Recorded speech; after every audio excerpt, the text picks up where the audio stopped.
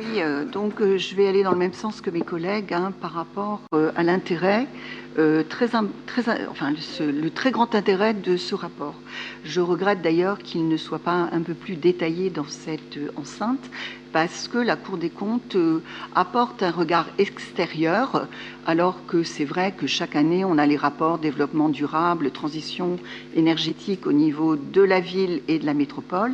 Et là, c'est bien d'avoir ce regard extérieur.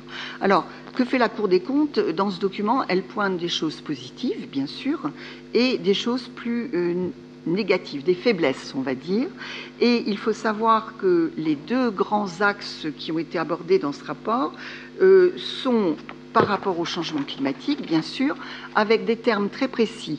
Atténuation, du changement climatique, c'est-à-dire qu'est-ce que ça veut dire?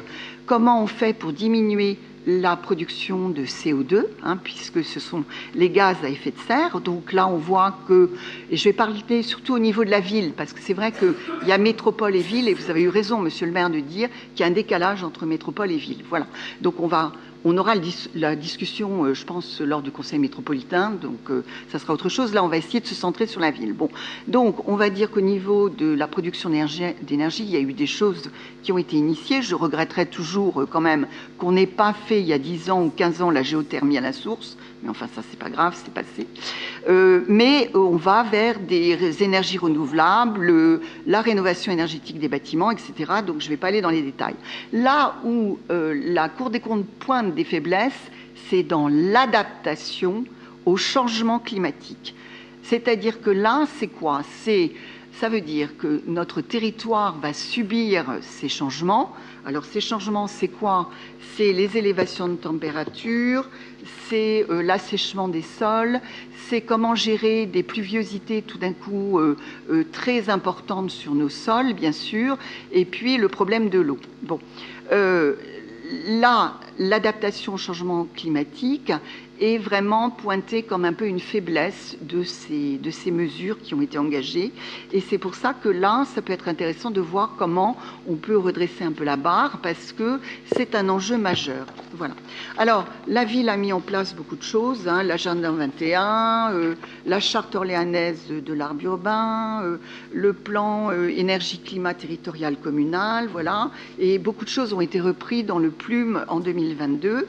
Mais malgré tout, il y a des fragilités et des insuffisances par rapport à cette adaptation du territoire au changement climatique. Alors, pour l'illustrer, je vais prendre bien sûr un exemple par rapport à mon quartier, La Source, que je connais bien, qui est d'ailleurs cité dans ce rapport comme une zone boisée et très riche par rapport à son patrimoine végétal au niveau de la ville d'Orléans. En effet, parce que la Cour des comptes dit que pour avoir une politique fiable d'adaptation au changement climatique, il faut avoir des indicateurs. Et il faut suivre ces indicateurs et aussi voir comment ils évoluent dans le temps, et aussi, avec ces indicateurs, de permettre de se mettre des objectifs. Bon, alors, je vais prendre, par exemple, le problème du déboisement, parce que là, M. Imbaud nous a présenté la revégétalisation de la ville, la préservation des bois, des arbres, mais disons qu'il faudrait avoir des indicateurs pour voir comment ça évolue. Alors, par exemple, par rapport au patrimoine arboré, aux arbres. Oui, la ville a fait tout un inventaire des arbres remarquables qui sont à protéger. Vous avez mis d'ailleurs en place des règlements qui permettent de protéger ces arbres et même de mettre des amendes quand ils sont abîmés. Mais il y a plein d'autres arbres qui ne sont pas protégés et qui doivent être conservés. Pourquoi? Parce qu'ils forment des îlots de fraîcheur.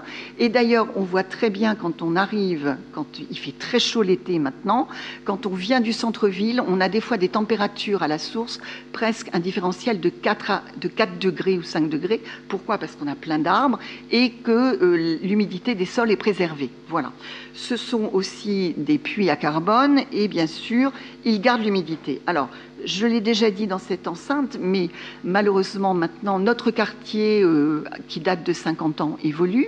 Et évidemment, certaines parcelles changent de fonction, notamment des parcelles industrielles dans le sud de la Source, puisque les industries soit n'existent plus, soit s'en vont.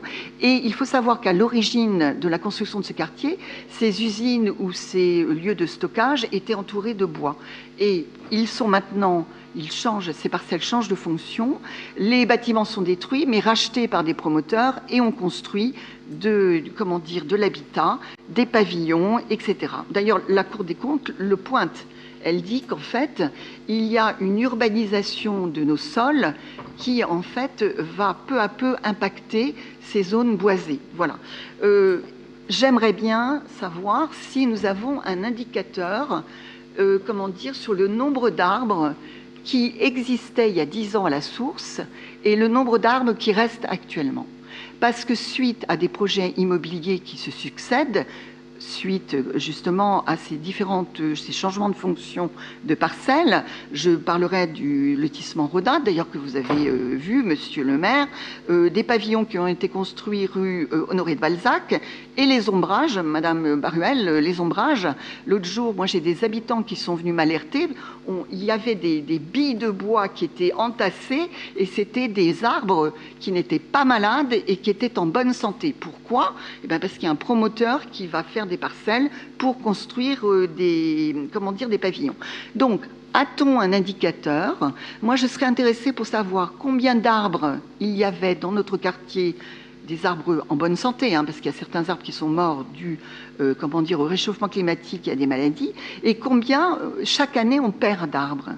Parce que finalement, on dit on a un bilan. Oui, on revégétalise plus qu'on perd d'arbres. Mais ça dépend des quartiers. Et je dirais que revégétaliser, ça coûte plus cher que de perdre des arbres. Parce que les arbres, ils sont là, on n'a pas à les arroser, et ils sont déjà... Et pour faire un arbre haut comme un chêne qui a 15 ans, je peux vous dire que ça va nécessiter du temps et puis beaucoup d'eau. Voilà. Donc, voilà, je trouve qu'on est un peu dans une politique un peu schizophrène d'un côté, parce qu'on revégétalise, mais on abat des arbres et on continue à abattre. Je peux dire qu'actuellement, notre quartier perd des surfaces boisées. Voilà. Donc, je vous alerte à nouveau, oui, il y a un plume qui est restrictif, mais je pense que ce plume devrait être encore plus restrictif et il serait intéressant de suivre ces indicateurs pour voir à combien on a d'arbres à un temps T, combien on en a T plus 1, T plus 2, T plus 3, et de faire des pourcentages d'évolution du boisement ou du déboisement. Voilà. Donc ça, je pense que c'est important. Maintenant, je vais soulever d'autres problématiques qui sont un peu évoquées, mais en sous-ligne, enfin en interligne, on va dire, dans ce rapport. C'est le fait que des fois, des politiques peuvent se contredire. Alors, je vais donner un exemple. Oui, on est au niveau de la diminution de la production de CO2, de choisir au niveau de la métropole le solaire. Ça, c'est très bien, sur les toits et autres. Mais il va se poser un problème quand même. Et nous, on le rencontre au niveau de la gestion des copropriétés à la Source. C'est qu'il y a des gens qui veulent mettre des panneaux solaires sur les maisons, sur les toits. Très bien. Mais vous avez un arbre devant. Et cet arbre provoque de l'ombre. Donc, votre panneau solaire ne sera pas suffisamment, producteur. Donc, panneau solaire ou arbre ? On choisit quoi ? Et ça pose un problème, parce que l'arbre, il donne de l'ombre. Le panneau solaire ne fonctionnera pas s'il y a de l'ombre. Alors, si on abat l'arbre, on a moins d'ombre et la température plus élevée. Donc, vous voyez qu'il va y avoir des choix qui vont devoir être faits et peut-être aussi d'aider les copropriétés à faire ces choix-là, parce qu'on a une pression qui est importante à ce niveau-là. Voilà, merci.